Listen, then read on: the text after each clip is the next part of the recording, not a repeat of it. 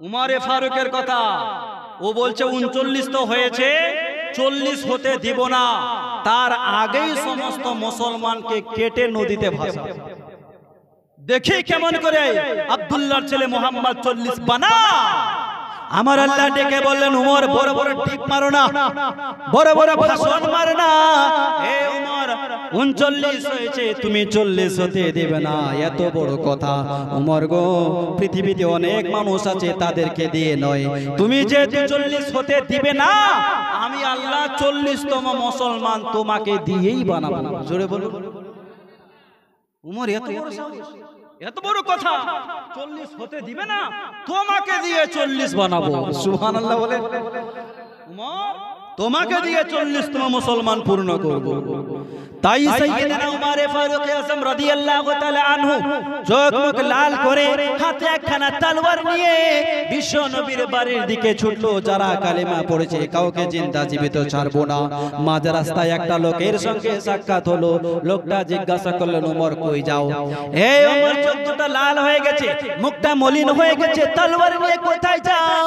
উমর ফারুক আযম বললেন, ভাই আজ আমি মস্ত বড় দিশেহারা। আমি এইমাত্র খবর পেলাম আব্দুল্লাহর ছেলে মোহাম্মদ মক্কার মাটিতে একজন দুজন করে কালেমা পড়াতে পড়াতে 39 জন মানুষকে কালেমা পড়িয়ে দিয়েছি। তাই আমি উমর কাউকে জিন্দা জীবিত ছাড়বো না। যারা কালেমা পড়েছে কাউকে জিন্দা ছাড়বো না, যে কালেমা পড়িয়েছে তাকেও জিন্দা ছাড়বো না। মুসলমান লোকটা শোনার পর মুচকি হাসি হাসছেন। সুবহানাল্লাহ। লোকটা শোনার পর হাসতে হাসতে বলছেন, উমর একটা কথা আর জানো? একটা কথা শুনেছো? কি কথা ভাই? তো বলছে, যে 39 জন মানুষ কালেমা পড়েছে, ওই 39 জনের মধ্যে তোমার আপন বোন ফাতেমা বিনতে খাত্তাব ওই নবীর কালেমা পড়ে নবীর প্রেমে পাগল হয়ে গেছে। আরো জোরে বলতে হবে। শুধু তোমার বোন নয়, তোমার দুলা ভাই, আপনারা কি বলেন জি? বনু না জিজু? আপনারা কি বলেন? দুলাভাই, ভগ্নিপতি।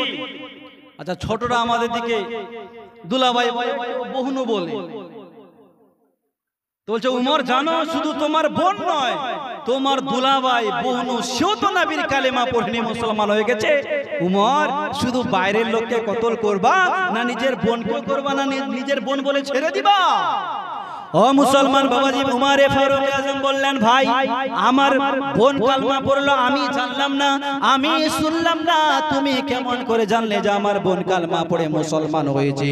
লোকটা বললেন, উমর আগে ভালো করে খবর নিয়ে দেখো, তোমার বোন ফাতেমা বিনতে খাত্তাব ওই নবীর কালেমা পড়ে মুসলমান হয়ে গেছে। ও উমর, শুধু বাইরের লোককে কতল করবা না নিজের বোনকেও কতল করবা, না নিজের বোন বলে ছেড়ে দিবা?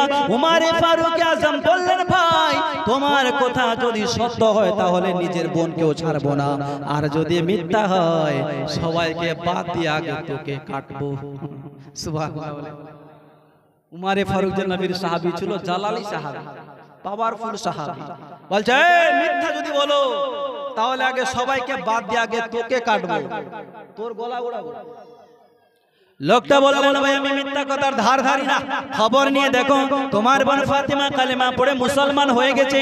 উমর ফারুক বলেন, আর নবীর বাড়িতে যাব না, আগে বোনের বাড়িতে যাই, তার কিসসা কাহিনী খতম করি। উমর ফারুক আযম এক পা দু পা করে বোনের বাড়িতে গেল। ওই সময় তাহার বোন ঘরের ভিতরে মধুর সুরে কোরআন তেলাওয়াত করছিল। উমর ফারুক দরওয়াজার সামনে গিয়ে কান লাগিয়ে শুনে, হায় হায়, আমার বোন ভিতরে কি তেলাওয়াত করে, এত সুন্দর তেলাওয়াত, এ কি পড়ে? বোন, এই বোন, ভিতর থেকে বলবে, কে গো দরওয়াজায়? তো বলছে, আমি তোর ভাই উমর এসেছি। উমর। উমরের কথা শুনে বোন ঘরের ভিতরে থর থর করে কাঁপছে। আল্লাহ, যদি আমার ভাই উমর জানতে পারে আমি নবীর কালেমা পড়েছি তাহলে আমাকে জিন্দা ছাড়বে না। একবার আওয়াজ দিল, দরওয়াজা খোলে না। দ্বিতীয়বার আওয়াজ দেয়, দরওয়াজা খোলে না। উমর জালাল দিয়ে এসে বললেন, বোন রে, দরওয়াজা খুলছো না, এখনই দরওয়াজা ভাঙবো। মুসলমান বাবাজি ভাই, বোন এসে দরওয়াজা খুললো, ওমর ফারুক আজম ভিতরে ঢুকলো। বোনকে জিজ্ঞাসা করলেন, হে আমার বোন, আমি এইমাত্র খবর পেলাম তুমি নাকি ওই নবীর কালেমা পড়ে মুসলমান হয়েছো, যেই নবী আমাদের ধর্ম চলতে দেয় না, আমাদের দেব দেবীকে মন্দ বলে। বোন, তুমি কি সত্যি নবীর কালেমা পড়ে নিয়েছো? মুসলমান যেহেতু নবীর কালেমা পড়েছেন, মিথ্যা কথা কেমন করে বলে? শরীয়তে মিথ্যা কথা বলা যাবে? যাবে বাবা? যদিও যায় না, আমরা মিথ্যা কথা বলি কি বলি না? বলি না? হে বলছি না? আরে বলি। আমরা তো মসজিদের ভিতরেও মিথ্যা কথা বলি।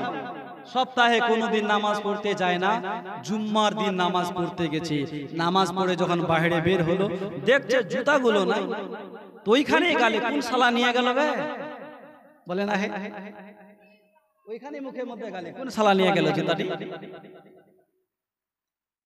উমারে ফারুকের বোন ভাবছেন, আল্লাহ যদি মিথ্যা কথা বলি আমার ঈমান কমজোর হয়, আর যদি সত্য কথা বলছি তো আমার গলা যায়। রব্বুল আলামিন, আমি এখন কি করি? বোন সিদ্ধান্ত নিলেন, গলা যাচ্ছে যা, কিন্তু ঈমানকে কমজোর হতে দেব না। তাই বলেন, আমার ভাই উমর, তুমি যেটা শুনেছো সেটাই সত্য, আমি ওই নবীর কালেমা পড়ে মুসলমান হয়ে গেছি, এখন তুমি কি করবার করো। হ্যাঁ ভাই, কালেমা পড়ছি, কি করবা? পড়ে নিয়েছি কালেমা। তো উমর বলছেন, বোন কালেমা ছেড়ে দাও, ওই নবীর নাম মুখে উচ্চারণ করবে না, না হলে এক্ষুনি জবান কেটে আলাদা করে দেব। নবীর কালেমা ছেড়ে দাও। বোন বলছেন, ভাই জীবন দিতে রাজি আছি, কিন্তু কালেমা ছাড়তে রাজি না। জোরে বলুন, আরো জোরে বলুন।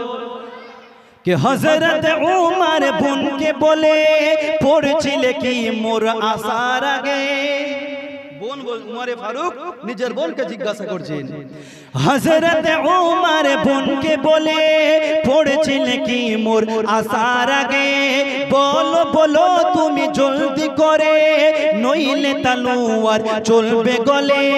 হযরত উমর বোনকে বলে পড়ছিলে কি মোর আসার আগে, বলো বলো তুমি জলদি করে, নইলে তলোয়ার চলবে গলে। খুলিল যখন কোরআনের পাতা, পড়ে কোরআন শুনে ছন্দে কথা।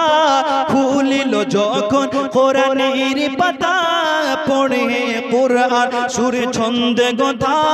শুনে ওমর হইল ফিদা, পড়ে লা ইলাহা, সবাই বলো লা ইলাহা, লা ইলাহা ইল্লাল্লাহ। এই জিকিরটা ভালো লাগে না? এ লাগে কি লাগে না? না বসেন বসেন বলবো, বসেন বসেন, বসে যান। শুনেছেন ভাই? জোরে বলো লা ইলাহা, আরো জোরে লা ইলাহা ইল্লাল্লাহ। হাসবি রব্বি জাল্লাল্লাহ, মা ফি কলবি গায়রুল্লাহ, নূরে মুহাম্মদ সাল্লাল্লাহ ইল্লাল্লাহ। আসমান জমিন চন্দ্র তারা, পাহাড়ের ওই ঝরনা ধারা, কল কল রবে হইছে সদা, লা ইলাহা ইল্লাল্লাহ। আর একদা আবু জেহেল এসে প্রিয় নবীকে বলল এসে, মুঠোতে আমার বলো কি আছে, পারলে ঈমান আনবো শেষে। জোরে বলো, একটু আগে বললাম না আবু জেহেল হাতে চলে এসেছে, বলো মোহাম্মদ কি আছে, বলো কি আছে। ও গো একদা আবু জেহেল এসে প্রিয় নবীকে বলল এসে, মুঠোতে আমার বলো কি আছে, পারলে ঈমান আনবো শেষে। একদা আবু জেহেল এসে প্রিয় নবীকে বলল এসে, মুঠোতে আমার বলো কি আছে, পারলে ঈমান আনবো শেষে। প্রিয় নবীজির শুনে কথা, জবান খুলে দিল খোদা, মুट्ठी में पाथर बोलो उठा, ला इलाहा इल्लल्लाह। हस्बी रब्बी जल्लल्लाह, मा ফি কলবি গায়রুল্লাহ নূর মুহাম্মদ সাল্লাল্লাহু লা ইলাহা। মুসলমান বাবাজি ভাই, সাইয়েদনা উমর ফারুক আজম বললেন, বোন কালেমা ছাড়বে না একখানি তোর গলা কেটে আলাদা করব। তো বোন বলছেন, ভাই গলা দিতে রাজি আছে, তুমি গলা কেটে দাও, তবুও নবীর নাম নবীর কালেমা আমি ছাড়ব। সুবহানাল্লাহ বলেন। কতটা মোহাব্বত ছিল ইমানের সঙ্গে, ইমানের সঙ্গে কতটা মোহাব্বত ছিল আমার নবীর সঙ্গে, জোরে বলে। ভাই জীবন দিতে রাজি আছি কিন্তু কালেমা ছাড়তে রাজি না। ও মুসলমান বাবাজি ভাই, তাই উমর ফারুক আজম কি করলেন, একটা কড়া বের করলেন, কড়া দিয়ে নিজের বোনকে আঘাত করে আর বলছেন, বোন রে এখনো সময় আছে, কালেমা ছেড়ে দাও, খবরদার খবরদার নবীর নাম উচ্চারণ করবে না, না হলে এইভাবে মারতে মারতে তোর প্রাণটা নিয়ে নেব। বোন মার খায় আর বলে, হে ভাই উমর, এইভাবে যদি মারতে মারতে আমার জীবন নিয়ে নাও, তবুও নবীর নাম জবান থেকে ছিনিয়ে নিতে পারবে না। মুসলমান উমর নিজের বোনকে মারলেও বা কত মারবে, মারতে মারতে ক্লান্ত হয়ে গেল। বোনকে জিজ্ঞাসা করলেন, বোন এ কেমন মন্ত্র পড়িয়ে দিয়েছে, জীবন দিয়ে দাও কিন্তু কালেমা দাও না, কেমন মন্ত্র পড়িয়েছে। বোন রে, আমি যখন বাইরে ছিলাম ভিতরে কি যেন মধুর সুরে তেলাওয়াত করছিলে, শুনতে বড্ড ভালো লাগছিল। সুবহানাল্লাহ। হে বোন একটু আরেকবার শোনাবে? তো বোন বলছেন, ভাই এই মুহূর্তে তোমাকে শোনাবো না, কারণ তুমি নাপাক অবস্থায় আছো। ভাই যদি শুনতে হয় যাও আগে গোসল করো। সুবহানাল্লাহ বলে। উযু করো, পাক পবিত্র জায়গায় বসো, তারপর তোমাকে সেই কিতাব শোনাবো, কারণ ওই কিতাব তো দুনিয়ার কোনো কিতাব নয়, ওই কিতাব হচ্ছে আমার আল্লাহর কালাম। জোরে বলো সুবহানাল্লাহ। তাই উমর ফারুক আজম গোসল করলো, উযু বানালো, পাক পবিত্র জায়গায় বসলো। সাইয়েদনা উমর ফারুকের বোন মধুর শুনে কোরআন শরীফ পড়তে আরম্ভ করলেন। বাবা কোরআনের তেলাওয়াত শুনে, কোরআনের মধুর কণ্ঠ শুনে উমর ফারুক ফিদা, উমর ফারুক পাগল। বোনকে বলতে লাগলেন, হে আমার বোন, এ কেমন কালাম শোনালি, আর নিজেকে স্থির রাখতে পারে না, আমাকে ওই নবীর কাছে নিয়ে চলো যেই নবীর তুমি কালেমা পড়ে মুসলমান হয়েছো। এই উমরে একদিন বলেছিল 39 হয়েছে, 40 হতে দেব না। আমার আল্লাহ বলেছিলেন, উমর তোমাকে দিয়ে 40 বানাবো। সুবহানাল্লাহ বলে। তোমাকে দিয়ে 40 বানাবো। বোন আমাকে ওই নবীর কাছে নিয়ে চলো, আমি ওই নবীর কালেমা পড়ে মুসলমান হব। বোন বলছে, ভাই তোমার কথার কোনো বিশ্বাস নাই, তোমার মুখে এক কথা আর অন্তরে আর এক কথা। তুমি আমার ভাই, তোমাকে আমি ভালো করে চিনি, আমি তোমাকে নিয়ে যাব না। আমার নবীর সামনে গিয়ে যদি কোন রকমের বেয়াদবি করে দাও, তখন কি হবে? আমার নবীর সামনে আমি কেমন করে দাঁড়াবো? উমর ফারুক আজম বললেন, মান তুমি যদি না নিয়ে যাও, আমি চললাম নবীর বাড়িতে। মুসলমান বাবাজি ভাই, উমর ফারুক আমার নবীর দরবারে যায়। ওইদিকে আমার নবী মুস্তাফা কয়েকজন সাহাবাকে নিয়ে ঘরের ভিতরে ছিল, তাদেরকে ইসলামের আইন কানুন তাদেরকে দারাজ দিচ্ছিল। গেটের মধ্যে হযরতে আমিরে হামজা দাঁড়িয়ে ছিল। হঠাৎ আমিরে হামজার চোখ উমরের দিকে পড়েছেন। বিশ্ব নবীকে ডেকে বললেন, হুজুর উমর আছে, এখন কি হবে? নবী বললেন, চাচা ওকে আসতে দাও। ও নিজে আসছে না চাচা, আমি উমরের জন্য দোয়া করেছিলাম, আল্লাহ উমরকে তুমি আমাকে দিয়ে দাও। জোরে বলো না। আল্লাহর কাছে আমি উমরকে চেয়ে নিয়েছি, চাচা ও নিজে আসছে না, আমার আল্লাহ উমরকে পাঠাচ্ছে। উমর যাও যাও আমার নবীর দরবারে যাও। উমর ফারুক আজম সোজা নবী মুস্তাফার দরবারে ঢুকে বিশ্ব নবীর পায়ে পড়লো, নবীর পায়ে লুটিয়ে পড়লো আর বললেন, হুজুর ইয়া রাসূলুল্লাহ, আজ আমি কাউকে মারতে আসি নাই, কাউকে কতল করতে আসি নাই হুজুর গো, এই উমর আজ আপনার কালেমা পড়ে আপনার গোলাম হতে এসেছি। হুজুর আমাকে কালমা পড়ান। নবী বলেন, উমর পড়ে নাও লা ইলাহা ইল্লাল্লাহ মুহাম্মাদুর রাসূলুল্লাহ। উমর ফারুক আজম আমার নবীর কালেমা পড়ে মুসলমান হলো। কয়জন মুসলমান হলো বাবা? কতজন? 40 জন। বাবাজি ভাই, উমর যখন বেদিনে ছিল, বেদিনদের একটা শক্তি ছিল। উমর যখন কালেমা পড়ে ইসলামে দাখিল হলো, মুসলমানদের একটা শক্তি বেড়ে গেল। সুবহানাল্লাহ। কেন হবে না? কারণ উমর ফারুক আজমকে দেখে গোটা মক্কার লোক ভয় করত। গোটা মক্কার লোক। ওই জামানার মা বোনেরা বাচ্চাকে যখন ঘুম পাড়াতো তো কি বলে জানেন? আজকালকার মা বোনেরা যখন বাচ্চাকে ঘুম পাড়ায় তো কি বলে? এ বিড়াল আসবে ঘুমা, বলে না? এক্ষুনি বাঘ আসবে, ঘুমা। আর ওই সময়ের মা বোনরা যখন বাচ্চাকে ঘুম পাড়াতো তো উমরের কথা বলতো, এই ঘুমা, না হলে এক্ষুনি উমর এসে ধরে নিয়ে যাবে। উমর ধরে নিয়ে যাবে। উমরকে দেখে শুধু মক্কার লোক নয়, উমরকে দেখে ইবলিস শয়তানও ভয় করত। ইবলিস সেও ভয় করত। একদিন ঘটনা কি ঘটেছে বুখারীর বর্ণনায়, আল্লাহ নবী সাল্লাল্লাহু তাআলা আলাইহি ওয়াসাল্লাম একদিন কুরাইশের কিছু মহিলাদেরকে নিয়ে গল্প করছেন। হঠাৎ দরওয়াজে আওয়াজ, নবী বললেন, কে? তোমারে ফারুক বললেন, হুজুর আমি উমর এসেছি। ও উমর, ভিতরে এসো। তো যে সমস্ত মহিলারা ভিতরে ছিল সবাই ওই জায়গা থেকে উঠে ঘরের এক কোণা একখানা পর্দায় গিয়ে সবাই লুকিয়ে গেছে। উমরে ফারুক ভিতরে ঢুকলো, তো নবী আমার উমরকে দেখে হাসছেন। সুবহানাল্লাহ বলেন। নবী আমার উমরকে দেখে মুচকি হাসি হাসছেন। তোমার ফারুক আজম বলেন, হুজুর আজকে আমাকে দেখে হাসছেন কেন গো নবী?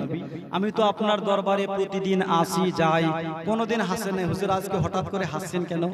তো নবী বলেন, উমর তোমাকে কি বলি, এই তো তোমার আসার আগে আমার কাছে কিছু কুরাইশের মহিলা ছিল, তারা এক অপরে গল্প করছিল, তোমার আওয়াজ শুনতেই সবাই ওইখানে গিয়ে লুকিয়ে গেছে। সুবহানাল্লাহ, সবাই ভয়ে লুকিয়ে গেছে। ও মুসলমান বাবা যাবে, উমরে ফারুক আজম তখন বললেন, ইয়া রাসূলুল্লাহ, আমি তো এদেরকে ভয় দেখাই না, জানি না এরা আমাকে দেখে কেন ভয় করে, আমি তো নিজে বুঝতে পারি না। ইয়া রাসূলুল্লাহ, এরা গোলামকে ভয় করে আর আকাকে ভয় করছে না। হুজুর আমি তো আপনার গোলামকে ভয় করছে আর আমার আকাকে দেখে ভয় করে না। তখন বিশ্ব নবী বলেন, ইহিল ইবনুল খাত্তাবা ওয়াল্লাযী নাফসি বিয়াদি মান লাকিয়াকা শাইতান সালিকান ফাজ্জান কাতু ইল্লা সালাকান ফাজ্জান গায়রু ফুজ্জিক। বিশ্ব নবী বললেন, ওমর তোমাকে দেখে এই কুরাইশের মহিলারা কেন, তোমাকে দেখে ইবলিস শয়তানও ভয় করে। জোরে বলো না সুবহানাল্লাহ। ওমর গো, তুমি যদি এই রাস্তা ধরে যাও, ওই দিক থেকে যদি শয়তান চলে আসে, ইবলিস শয়তান চলে আসে, তোমাকে দেখলে সে অন্য রাস্তায় পালায়। ও ওমর, তুমি যেই রাস্তায় পা রাখো 40 দিন পর্যন্ত শয়তান পা রাখে না, তো তোমাকে দেখে ইবলিস ভয় করে, তো এই কুরাইশের মহিলারা কেন ভয় করবে না? এই রকম জালালি একজন সাহাবী উমরে ফারুক আজম ছিল। উমরে ফারুক যখন কালেমা পড়লো, ইসলামে দাখিল হলো, ওই সময় ওই জামানায় আমার নবীকে শয়তানেরা, আবু জেহেলের লোকেরা কাবাতে ঢুকতে দিচ্ছিল না। নবী উমর যখন কালেমা পড়লেন, নবীকে বললেন, হুজুর এই আবু জেহেলের লোকজন আপনাকে কাবাতে যেতে দেয় না। নবী গো, চলুন তো আমার সঙ্গে দেখি কোন মায়ের বেটা বাধা দেয়। সুবহানাল্লাহ। উমর আগে আগে, নবী পেছনে কয়েকজন সাহাবীকে নিয়ে যাচ্ছে, সবাই তাকিয়ে আছে, কারো বাধা দেওয়ার সাহস হল না, কারণ একটাই, উমর এখন আমার নবীর দলে। উমর এখন নবীর দলে। কত আমার নবীকে তারা কষ্ট দিয়েছে, জ্বালিয়েছে। আমার নবীর মতন কি কেউ সুন্দর আছে? আছে জি, আছে। কে চাঁদের চেয়েও সুন্দর তুমি, নবী আমার কমলিওয়ালা। চাঁদের চেয়েও সুন্দর তুমি, নবী আমার কমলিওয়ালা। দো জাহানের বাদশাহ নবী, প্যারা নবী সাল্লাল্লাহু আলা। চাঁদের চেয়েও সুন্দর তুমি, নবী আমার কমলিওয়ালা। জোরে বলুন।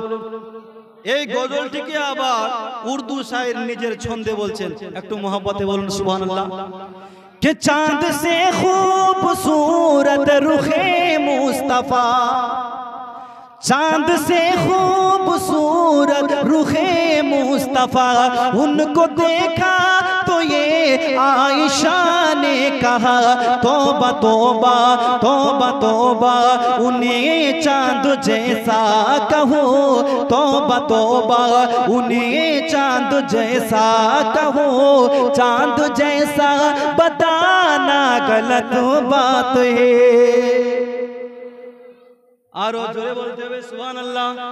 कि चांद से खूबसूरत रुखे मुस्तफा, उनको देखा तो ये आयशा ने कहा, तौबा तौबा उन्हें चांद जैसा कहो, तौबा तौबा उन्हें चांद जैसा कहो, चांद जैसा बताना गलत बात है। মুসলমান বাবাজি ভাই, এত সুন্দর হওয়ার পরেও নবীর শত্রু আবু জেহেল এসে বললেন, মুহাম্মদ তোমার মতন বদসুরত জগতে কোথাও দেখি নাই। কি বললেন নবীকে? বদসুরা আবু জেহেল, মুহাম্মদ তোমার মতন বদসুরত কোথাও দেখি নাই। নবী শোনার পর একটু রাগ করলেন না। নবী শোনার পর বললেন, সাদ্দাক্তা আবু জেহেল, মিথ্যা কথা বলো নাই, খাঁটি সত্য কথা বলেছো। তুমি সত্য কথা বলেছো, আমি কালো বদসুরা। একটু পরেই নবীর শ্রেষ্ঠ সাহাবী হযরত আবু বকর এসে বলেন, নবী গো, ও নবী, পূর্ণিমার চাঁদে দাগ আছে কিন্তু আপনার চেহারাতে কোন রকমের দাগ নেই। নবী গো, আপনার মতন সৌন্দর্য আমি কোথাও দেখি নাই। নবী শোনার পর বললেন, সাদ্দাক্তা আবু বকর, তুমিও সত্য কথা বলেছো। সুবহানাল্লাহ বলেন। ও মুসলমান বাবাজি ভাই, বাকি যে সাহাবারা বসেছিলেন ওদের মাথায় কিন্তু কিছুই ঢুকলো না। একই মাহফিল, একই স্টেজ। আবু জেহেল নবীকে কালো বললো তো নবী বললেন সাদ্দাক্তা। আবু বকর নবীকে সৌন্দর্য বললো, নবী বললেন সাদ্দাক্তা। সাহাবারা বললেন, ইয়া রাসূলুল্লাহ, কিছুই বুঝলাম না, আপনার জাত হয়তো কালো হবে, না হয় ফর্সা হবে। ইয়া রাসূলুল্লাহ, ইয়া হাবিবাল্লাহ, নবী গো, আবু জেহেল আপনাকে খারাপ বলল, আপনি বললেন সাদ্দাক্তা। আপনার বন্ধু আবু বকর আপনাকে সৌন্দর্য বলল, আপনি বললেন সাদ্দাক্তা। ইয়া রাসূলুল্লাহ, দুটাকে কেন সত্য বললেন? হুজুর, আপনি হয়তো কালো হবেন, না হয় ফর্সা হবেন। নবী আমার বললেন, সাহাবারা তোমরা তা বুঝবা না, কারণ রব্বুল আলামিন আমাকে হক পথের আয়না করে দুনিয়ার বুকে প্রেরণ করেছি। मैं हक का आयना बनकर आया। আয়নার সামনে যেমন মানুষ দাঁড়াবে তেমনই দেখতে পাবে। আমি হক পথের আয়না হয়ে দুনিয়ায় এসেছি। আয়নার সামনে যদি কালো মানুষ দাঁড়ায়, কালো দেখতে পাবে। আয়নার সামনে যদি ফর্সা মানুষ দাঁড়ায়, ফর্সা দেখতে পাবে। আয়নার সামনে যদি পাতলা মানুষ দাঁড়ায়, পাতলা দেখতে পাবে। আয়নার সামনে যদি মোটা মানুষ দাঁড়ায়, তাহলে মোটা দেখতে পাবে। নবী বললেন, সাহাবারা আবু জেহেল আমাকে খারাপ নজরে দেখেছে, এই জন্য খারাপ দেখতে পেয়েছি। আর আবু বকর ঈমানের সহিত দেখেছেন, এই জন্য নূর দেখতে পেয়েছে।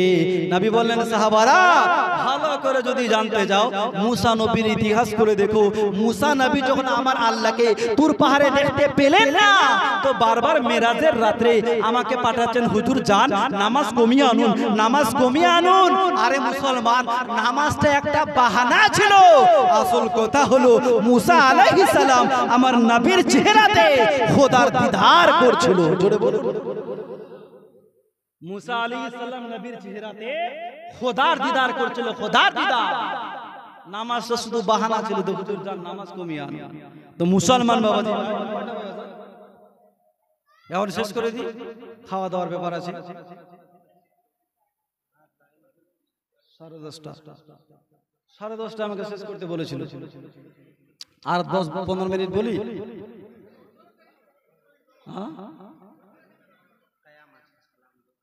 হ্যাঁ, কায়াম আছে, সালাম দোয়া আছে।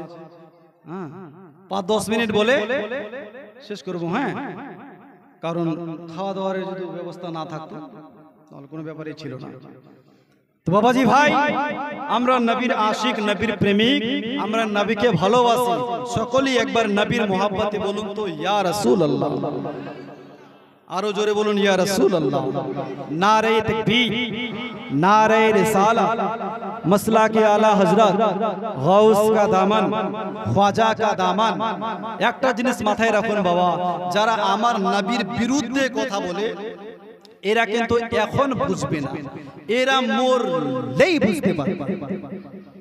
এরা মরলেই বুঝতে পারবে। উদাহরণস্বরূপ শুনুন, এই গরমের সময়, খুব গরম করছে না, এই গরমের সময়ে বর্তমান জামানার কিছু ছেলে বা কিছু মেয়েকে যদি পিপাসা লাগে, তো এরা পানি পান করে না, কি পান করে জানেন? পেপসি। কি পান করে? পেপসি, ম্যাঙ্গো, মাজা, ফ্রুটি, ডিউ, লিমকা। এতে কিন্তু পিপাসা মিটে না, মিটে? পিপাসা মেটানোর জন্য পানি পান করতে হয়।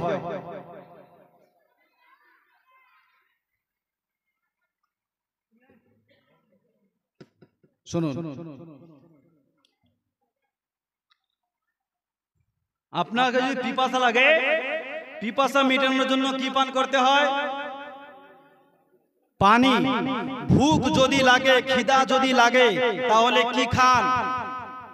ভাত না হয় রুটি, তাই না বাপ? আচ্ছা বলুন তো বাপ, আপনাকে পিয়াস লেগেছে, আপনাকে পিপাসা লেগেছে, আমার আল্লাহ যদি চায় আমি বান্দার বিনা পানি দ্বারা পিপাসা মিটাবো, পারবে কি পারবে না? জোরে বলুন, পারবে না? বিনা পানি দ্বারা যদি আল্লাহ পিপাসা মিটাতে পারে, তাহলে পানির অপর নাম জীবন কেন? বিনা খাবারে আল্লাহ খিদা মেটাতে পারে না? পারে। তাহলে সেই খাদ্যের এত গুরুত্ব কেন? বিনা ঔষধে আল্লাহ অসুখ ভালো করতে পারে না? পারে। তাহলে এত ডাক্তার কেন আর এত কবিরাজ কেন? আল্লাহকে জিজ্ঞাসা করতে হবে, ইয়া মালিক মাওলা, তুমি বিনা পানিতে পিপাসা নিবারণ করতে পারো কিন্তু করো না, বিনা খাবারে খিদা নিবারণ করতে পারো কিন্তু করো না, বিনা ঔষধে অসুখ ভালো করতে পারো কিন্তু করো না। আমার আল্লাহ ডেকে বললেন, হে আমার বান্দারা শুনো, তোমার বিনা পানিতে পিপাসা নিবারণ করব না, যাতে পানির গুরুত্বটা বুঝতে পারো। বিনা খাবারে খিদা নিবারণ করব না, যেন সেই খাদ্যের গুরুত্বটা বুঝতে পারো। বিনা ঔষধে অসুখ ভালো করব না, যেন সেই ঔষধের গুরুত্বটা বুঝতে পারো। ঠিক তেমনি আমার নবী মুস্তাফার শাফাআত ছাড়া, নবীর দোয়া ছাড়া তোমাকে জান্নাত দিব না, যাতে আমার নবী মুস্তাফার গুরুত্বটা বুঝতে পারো। নবী মুস্তাফার গুরুত্ব কি? আপনার যদি অ্যাপেন্ডিসাইট না হয়, অপারেশনের গুরুত্ব বুঝবে না, হাঁটুর উপরে ফক্সা না পড়লে ইনজেকশনের গুরুত্ব বুঝবে না, পা না ভাঙলে পা ভাঙা যন্ত্রণা বুঝবে না, আর হাসরের ময়দানে বিপদে না পড়া পর্যন্ত নবী মুস্তাফার গুরুত্ব বুঝবে না। ও বিপদে পড়বে তবেই তো বুঝবে ওয়াহাবি দরুদ কাকে বলে, সালাম পড়া কাকে বলে। এখন বুঝবে না, আমার নবী মুস্তাফার শান কবরেই বুঝতে পারবে, হাসরের ময়দানে বুঝতে পারবে। জোরে বলুন না সুবহানাল্লাহ।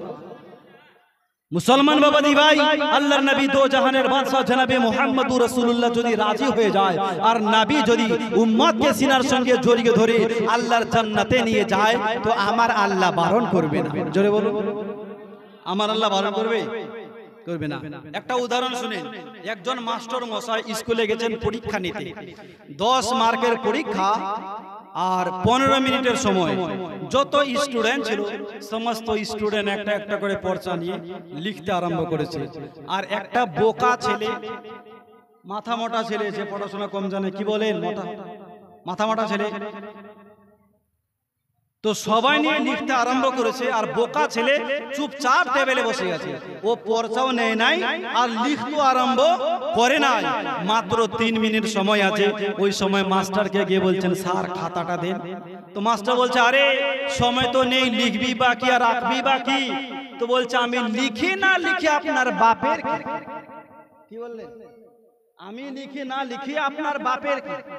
3টা মিনিট তো সময় আছে না, খাতাটা দেন। খাতাটা এনে মাত্র বেঞ্চের মাথায় ঠেকিয়েছে, আবার বলছেন, স্যার জমা নেই। সকলের আগে জমা দিয়ে দিল। মাস্টার জানে যে বোকা ছেলে আর কি লিখবে, ওটাকে রাখলো।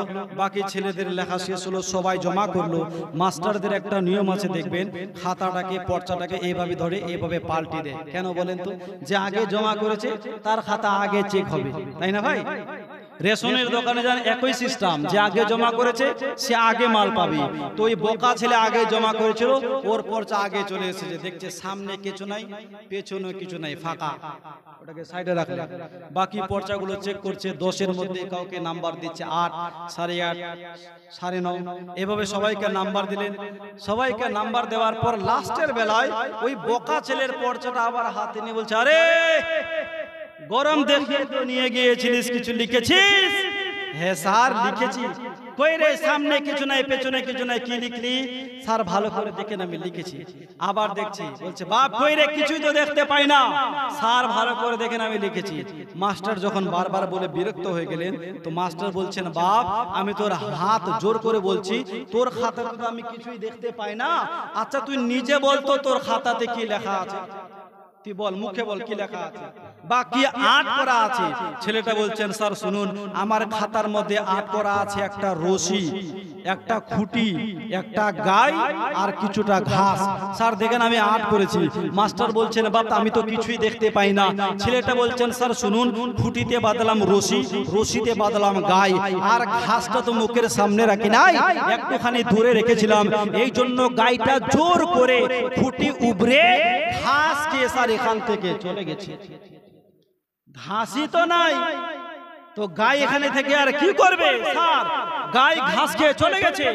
মাস্টার মনে মনে ভাবছেন যে একটা বোকা ছেলে আমাকে বোকা বানালো। তো মাস্টার ভাবলেন যাক বাপ তুই কিছু লিখ কিংবা নাই লিখ, তোর মাথায় এত সুন্দর একটা বুদ্ধি এসেছে, এতে আমি খুশি। যা, সব থেকে হাইস্ট নম্বর তোকে দিয়ে দিলাম। মুসলমান একটি জিনিস মাথায় রাখুন, মাস্টার খুশি হয়ে ছেলেকে হাইস্ট নম্বর দিল। মাস্টারের কি জেল হবে? জেল হবে? ফাঁসি হবে? কিছুই হবে না। মাস্টার যেমন খুশি হয়ে ছেলেকে হাইস্ট নম্বর দিল, মাস্টারের জেল হলো না, ফাঁসি হলো না, মামলা হলো না। ঠিক তেমনি আমার নবী যদি খুশি হয়ে যায়, নবী যদি রাজি হয়ে যায়, আর নবী যদি উম্মতকে সিনার সঙ্গে জড়িয়ে ধরে জান্নাতে নিয়ে যায়, তো আমার আল্লাহ বারণ করবে না। কারণ খোদা কি রাজা চাহতে হে দো আলম, খোদা চাহতা হে রাজা গে মুস্তাফা। নবী তুমি যাতে রাজি, আমি আল্লাহও তাতে রাজি। তুমি যাতে রাজি, আমি আল্লাহ তাতে রাজি।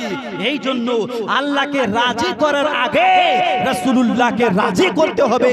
নবী যদি রাজি না থাকে, দুনিয়াতে যত ইবাদত করেন আপনার সমস্ত ইবাদত বেকার, আপনার কোনোই কাজে লাগবে না। এই জন্য মুসলমান বাবাজি ভাই, নবীকে অবশ্যই ভালোবাসবেন, ভালোবাসার মতন ভালোবাসবেন। সুবহানাল্লাহ। এই ভাইটার ছেলেটা হয়তো দুনিয়া ছেড়ে চলে গেছে না, 502 টাকা দিয়েছে। নারে তাকবীর, নারে রিসালাত। দান करने वाला আল্লাহ পাক আল্লাহ তাআলা যেন এই দানকে কবুল করেন, সকলে পূর্ণ আমিন। মুসলমান আপনারা যে যা পারবেন অবশ্যই দান করবেন। শেষের সময় আমি আপনাদের সকলের মা বাপের জন্য দোয়া করে যাব। যদি থাকে আপনাদের সম্মুখে, যে যা পারবেন খুশি মনে একটু মুসাফা করুন, আর যে যা পারবেন একটু মোহাব্বতে দিয়ে যান।